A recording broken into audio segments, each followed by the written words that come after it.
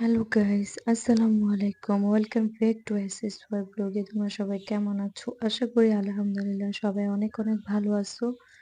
তোমাদের জন্য আরেকটা ভিডিও নিয়ে আসলাম আজকে আমি।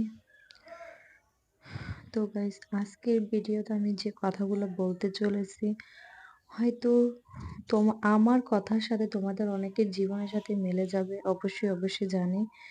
কারণ আমি যে জায়গায় আছি আমার মতো করে আরো হাজার, হাজার লাখ, লাখ মেয়ে এই পৃথিবীর মধ্যে আছে যাদের মানে সন্তান হয় না। সন্তানের জন্য যাদের নানাভাবে হেনস্থা করা হয়, নানাভাবে নানা কথা বলা হয়।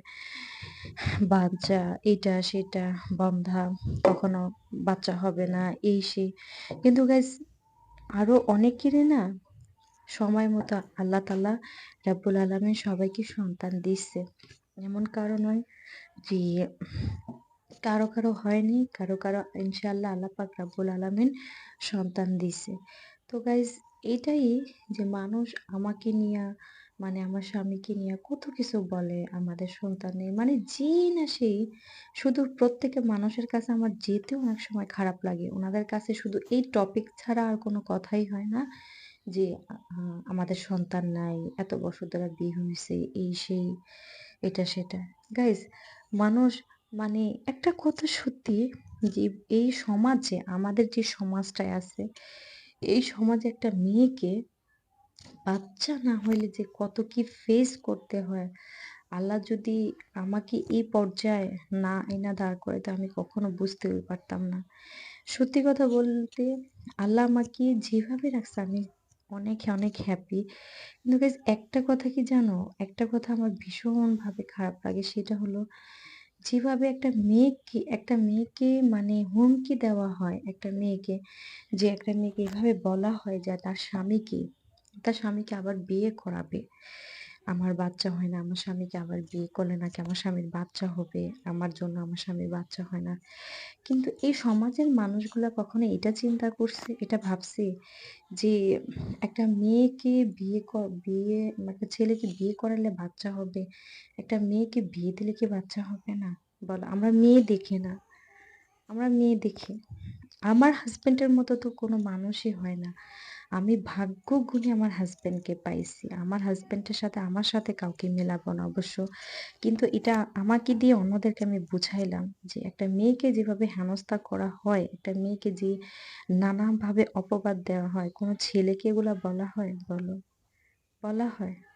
মানে একটা মেয়েকে যা, যা ফেস করতে হয়, কত কিছু শুনতে হয়, কত অপমান, অসম্মান শুনতে হয়।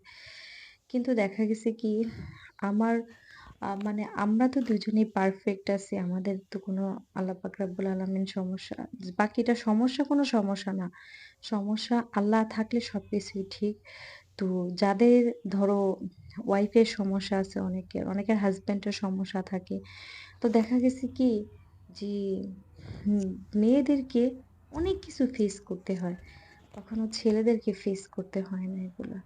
আমার মাঝে, মাঝে আমি আত্মীয়-স্বজনে এদের ওদের বাড়িতে আমি যেতে চাই না জানো? মানুষ না আমাকে দেখলেই বলে, "এত বছর ধরে বিয়ে হইছে বাচ্চা হয় না, এত বছর ধরে বিয়ে হইছে বাচ্চা হয় না।" শুধু এই টপিকই কথা বলে।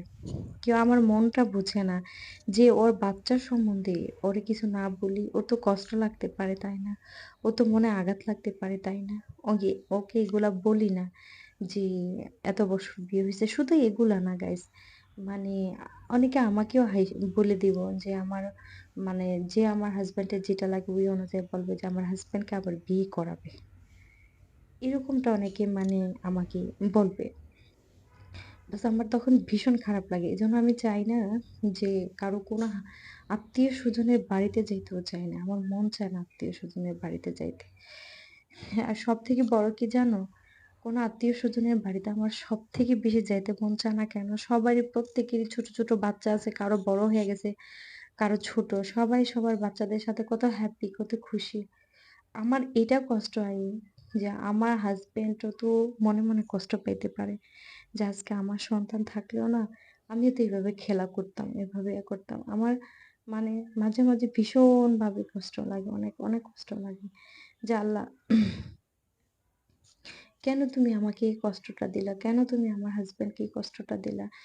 কেউ যদি মানে গ্যারান্টি দিয়ে বলতে পারতো, কেউ যদি এরকম বলতে পারতো সত্যি যে আমার জন্য আমার হাসব্যান্ডের বাচ্চা হয় না, আমার জন্য আমার হাসব্যান্ডের বাবা হইতে পারে না। সত্যি আমি মানে এটা মুখে আনাও পাপ, যেটা সত্যি, যে আমি চলে যেতাম। তাও আমার হাসব্যান্ড একটু সুখী হোক।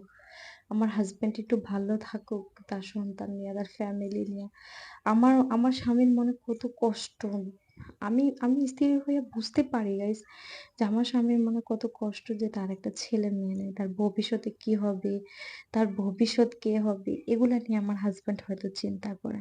কিন্তু এরকমটা যদি কেউ গ্যারান্টি দিয়ে বলতে পারতো, যারা বলে যে আমার হাসব্যান্ডকে মানে বিয়ে করাবে, তারা যদি আমাকে এরকম গ্যারান্টি দিয়ে কেউ বলতে পারতো, ঠিকই সত্যি কথা বলতে কি আমি আমার হাসব্যান্ডকে ছেড়ে চলে যেতাম।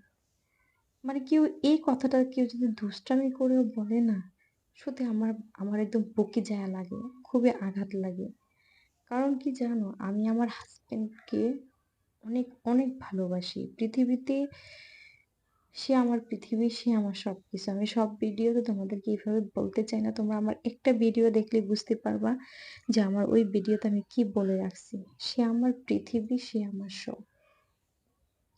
তো সেই মানুষটাকে অন্য কারো হতে কি আমি দেখতে পারবো বলো? সেই মানুষটাকে কেউ আমার থেকে নিয়ে যাবে, সেটা আমি কখনো সহ্য করতে পারবো বলো?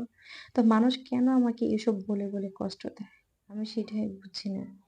মানে অনেকেই আমাকে অনেক সময় বলে, আমার হাসব্যান্ডকে বিয়ে করাবে তাইলে বাবু হবে এই সেই। তো গাইস, সবাই আমার ভিডিওগুলো সাপোর্ট দিও। ভালো থেকো, সুস্থ থেকো। আল্লাহ হাফিজ, টাটা।